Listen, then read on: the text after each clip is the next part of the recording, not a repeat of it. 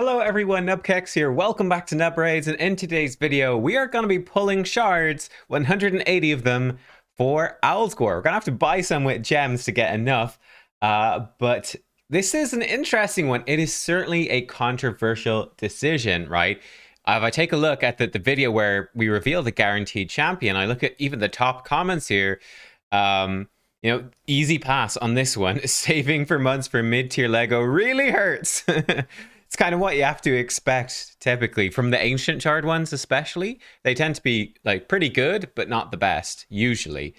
Sacred shard legendaries tend to be the best ones out of the guaranteed. 180 is ridiculous. Just wow, they never cease to amaze me with their greed. You think I'd learn to expect it by now? Shocker. Yeah, can't believe Plarium is greedy. Even as a team, they're not really worth the effort to get them past. But then this comment, could you do a video of the math of expected legendaries at 180 ancients versus 2x events like I did previously? So it's one of those things, right? It's kind of like the Greek, is it the Greek story of the guy? I can't remember the name. The dude who's like pushing the rock up the hill, and every time he gets near to the top, the rock rolls all the way back to the bottom. He has to start again. That's how I feel trying to break down these guaranteed events, because like, basically, I've always broken them down before and shown that they're really, really good. But every time a new guaranteed event comes out, people basically always say it's really, really bad. Luckily, Saf from HH Gaming here. Oh, it's gone a bit wonky. Hopefully this will load in. There we go. Perfect. Okay, cool. Saf from HH Gaming did a breakdown video. I highly recommend you to watch this. The best summon events in 2023. I'll even link it down below so you can go watch it. Oh, I better like the video too. I forgot. But he teamed up with HG Senti. I've actually based a lot of the maths that I've used on the channel before off of the maths that HG Senti has done about the game.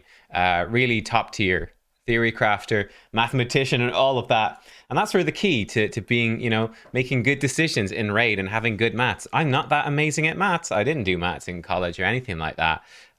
It's the smart thing, though, how to be smart is to listen to people who are smarter than you. In this case, HG Senti and Saf are better at maths than me, so we'll listen to them. But you can see they've broken down standard. So this is pulling with no event on at all. How many legendaries for 2x, bonus events guaranteed at 110, 150, 180, and then for sacreds at 15 and at 20. I think they actually do it for 100 as well elsewhere in this video.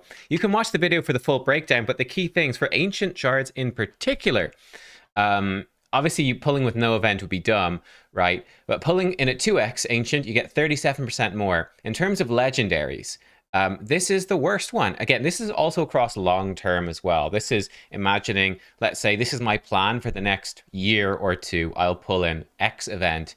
How much better is it going to be? So yeah, if you were to pull all your shards for ages and 2x events, you get 37% more legendaries than you would versus pulling with no events on whatsoever. Much lower than you would think. I think people expect to see 100% more. I get twice as many legendaries in the 2x. Actually, no, because of the Mercy system, you get 37% more, which is probably a lot smaller than you think. 180 shards is the next worst, okay, but it is better, 42% more. You will get more legendaries from 180 guaranteed events, pulling all of your shards in those, than if you were to pull all your shards in 2x events, which is pretty nutty, but there it is. At 150, you get 46% more. I think they did one guaranteed champion for 110. Might have been Vizier Ovelis, maybe. And I think Genzen was 120. It's very rare, though. But that would give you 54% more. The most common and best event is the bonus legendary event. So you pull a legendary, you get a second one for free. That will give you 50% more legendaries than pulling in no event whatsoever. So this one is definitely the best. The downside of the 1+1, you have to get a legendary to get the bonus. If you pull a bunch of shards and you don't get a legendary, it's really, really bad. So this becomes important to play around Mercy system. But if you can play around your Mercy system, and if you've got a large amount of shards saved up to play with, 1+1 will give you the most legendaries overall. In terms of the 180 today that we have, the big question, of course, is how worth it is Alsgor? You're going to get more Legos pulling in this. You're not going to lose out on bulk number of legendaries. You're going to walk away with, on average, more legendaries doing this than pulling in a 2x event, but slightly less than a 1+1. So it's sort of up to you what that decision is. By the way, you look over at Voids. it's sort of a similar thing. But with the voids, they are typically all around 110, 120. So you actually get tons of legendaries from doing it. Again, the question is, how worth are those legendaries to you? And again, you can see the same thing at Sacred. Just watch Saf's video to see. Interestingly enough for me, with my Mercy tracker. Oh, by the way, I'm sure there's always that guy that's pissed off when the shard pulls aren't at the start of the shard pull video. If someone lets him know in the comments when the shard pulls start, that'd be cool, because he's very upset right now. He doesn't know how to fast forward through videos. He has to watch it all at 0 speed. You know, he probably only knows how to decrease the speed of the video. He can't increase the speed. He can't skip ahead. He can read the comments though, so let him know where to go so he can work it out. With my Ancient Mercy, I'm nowhere near. So actually, this for me does make a lot of sense. Why not pull 180? I get, you know, it's a pretty good ancient rate, and worst case scenario, it will leave me closer to my Mercy for the 1+1, right? If I was to pull 180 shards and 1+1, it wouldn't guarantee it. So I'm actually totally happy doing it. The question of is Alsgor worth it is a bit more of a question mark for me late game. To be honest, I don't see him being super useful, really. But on the off chance that I get a really good Jetney Soul, let's actually start pulling some shards. On the off chance I get like a really good Jetney Soul or something, or I think the more likely chance at some point that they do like faction specific live arena stuff and things like that, they could be a nifty combo to have. Man, that is a lot of epics. I think that's actually my first Ruella on the live servers. There we go. I used her in the Clan Boss tournament to poor effect, I would say, but Ruella's a great champion. Might actually use her for the faction crypt for Sylvan Watchers when that comes out. I'll have to think about that after the video. Look through. I've got a few legendary Sylvan Watchers now. Plus, obviously, we're going to bring in Dahi. Old Dahi, Dave, is going to be the MVP, I think, of that crypt from the epics. So definitely bringing him in. So I need to check what slots I have left. Ruella's quite a possibility, though. Here we go. This is more like it, and this is more like it. Bunch of rares. One thing, of course, with 2x events, why are 2x events good? They often sync up with champion chase tournaments. You can get some legendary books. And also you get lots of epics in 2x events, which is really good, especially when you're earlier in the game. Stir the Hunger. He's actually a really solid epic. Great for the faction crypt. Gives you revive and healing. Demon Spawn's a pretty tough faction crypt, so Dur is quite good for that. All right, let's go. Again, we are nowhere close to Mercy, so we're not really expecting a legendary. If one pops out, we're pretty good. By the way, if you want to have the chance, nubkeks, starting at basically 0 Mercy, what's the chance that you will get a legendary in all of these shards? It's roughly about 60% that I'll hit a legendary in this. So there's about a 40% chance we'll get no legendaries at all, apart from Alsgor. Roughly speaking, that's a good rule of thumb to go by. So we shall see. Obviously, in terms of legendaries, Rotos is probably now my most wanted from these. Duchess is up there as well. Harima as well. Anything that's top tier that's going to help in Arena could help in, yeah, any sort of end game content like that. Arena is probably the biggest area that would be a struggle for me, because, you know, you're up against other players, so the better champs they have, the harder it is, you know. But yeah, we shall see. We shall see. We're going to have to clear up some space at some point. We're going to have to buy more shards at some point as well. Though it shouldn't take too long.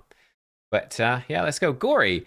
Yeah, a bit disappointed still that they haven't put any changes into Fire Knight. I would love to see them like make freeze more effective against Hard Fire Knight, or nerf the stats of Hard Fire Knight a bit or something to make the freeze strat more reliable. I think the problem right now is the freeze champions are decent, but they're just not quite good enough for the stats that you need and how effective freeze is. There's just something off there in order to make it a quick, reliable strategy. And there you go. We are, what's that, 120 in? Yeah, 120 in. First things first, I think we're going to need, in the gem shop, I think we're going to need 6 of these. 3, 4, 5, 6. It's a big chunk of gems. We still have 10,000 though in the bank, so I'm feeling pretty good. I can definitely afford it. Would I buy this with real money? No, I don't think so. Definitely not for Alsgor. Would I do it for a different champion? You know, maybe. It's possible. You know, if it was a really top tier legendary that was going to make a big difference to me, I might do it. I might buy the ancient shards, but, you know, ancient shards aren't super valuable. Like I said, you're mainly, for me, late game, where I don't really care that much about the epics. There's epics I want to get, but I can get them anyway. I mostly care about the 1+1 events or these guaranteed. And there's been so few guaranteed. I think that's like the opportunity cost, right? There's been so few guaranteed that I think we have enough space now. Yeah, we do. 60. Let's go. So few guaranteed ancients. This is the first one in 6 months. And they're so rubbish, ancient shards for summon rush events. The ancients are just not super valuable when you're late game. Obviously, early game, 2x is the way to go. Get those crucial Faction War epics, crucial Doom Tower epics, and open up your options. But yeah, the Ancients aren't super valuable, so yeah, for me, this makes a bit of sense. You know, like if they did a Barbarian only, or, you know, choose your faction, Barbarians versus Knights Revenant or something in live arena, right? Having Alsgor plus Jetney would be a pretty sick combo to bring in. Don't know if that's going to happen. It's probably a really long way away. I love Faction Wars. That was one of my favorite parts of this entire game, was progressing through Faction Wars, building those factions. Wow, Lady Annabelle. I haven't done a video on her, but I do have her booked up, and I'm in the process of building her up. But great epic, actually, with the AoE leech with decreased speed, potentially. A bit of a caveat with the turn meter, but still good. Then she has an AoE increased speed as well. Like, that's amazing. Amazing for an epic for Hydra. It's even tough to get that in a legendary champion. That brings increased speed, decreased speed, or rare enough, we got a legendary. Hey, it's one of the 10x champions. That's funny. It is Archbishop Pinthroy. Okay. Interesting. So now we are 7 in to our Mercy. Let's update this, and then we'll add on. In fact, we can come back here and probably work it out. Oh, 17. Let's go to the last one. Pinthroy, though, he's part of the 10x. Huh. So my Mercy is really left no better than it was before. Pinthroy, unfortunately, and here's Alsgor. There he is. Cool, cool, cool. We got Alsgor. Pinthroy should give me some new faction guard. Oh, that's actually big. Oh, that is actually big. We've maxed out. That's huge. We've maxed out my first faction guardians to get plus 10 speed for legendaries. That is nice. And there's some nice champions in here to empower, like Pinthroy. Obviously not a high priority to empower, but, you know, as a Hydra champion, he is useful. Iron Twins, he's useful. Increased accuracy will keep him relevant. Plus, he brings lots of healing. He could be one to empower. Cupidus, obviously, be a big one to empower. Don't have Venus, but that would be a big one. Even again, Bivald for Hydra, not bad. This guy, not bad. Astralon, I forget his name. All right, cool. We'll take it. I'm actually close at Barbs as well. So, you know, we get a duplicate Jetney or Alsgor at some point. We're not even going to be mad. And again, lots of Barbs that are worth empowering. You Carl would be good to empower. A Jetney or Alsgor could be okay. But yeah, Pinthroy, he's in the 10x. Brilliant champ. I love Pinthroy. Big fan of him. I know Hell Hades is a big fan of him. I know he uses him lots as well. I think this champion is kind of underrated, to be honest. I love him. Very much like Ugo, but that increased accuracy is nice. And this is such a good defensive move. It's so strong. So he's quite useful for, again, Iron Twins, he stands out, and Hydra. Sort of similar to the Alsgor. So there we go. Alsgor in the bank. We have got him. Nice. Again, it's going to take me a long time to get enough legendary books to book up him and to book up Jetney. I haven't finished the fragments yet, but we are on course to do so. Take a lot of books, but it's a pretty fun combo to look at. And I would definitely stay tuned with Razelvarg. What they did shortly after, they did an event where you could get a 5-star perfect soul for Razelvarg. That is definitely something worth considering. Where, look, Jetney Alsgor may not be the craziest combo ever. Like, it's decent, it's good, but it's not the best of the best. It's no Sifi Rotus, it's no Marish Kataris, right? We know that.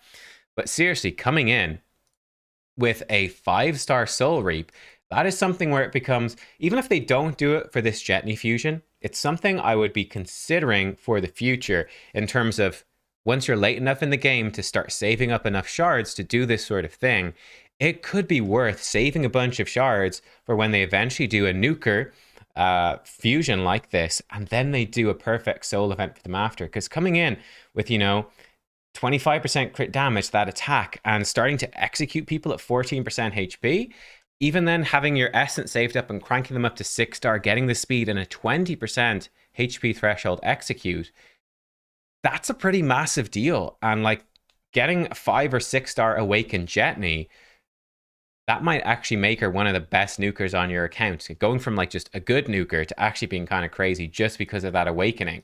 Obviously something that won't hold up super long term when you get your other stuff awakened, but until that point, it's definitely something worth considering. We might need to crack one more shard here. I think I will. Yeah, I will crack one more shard. Let's crack one sacred, because I do want a legendary skill tome.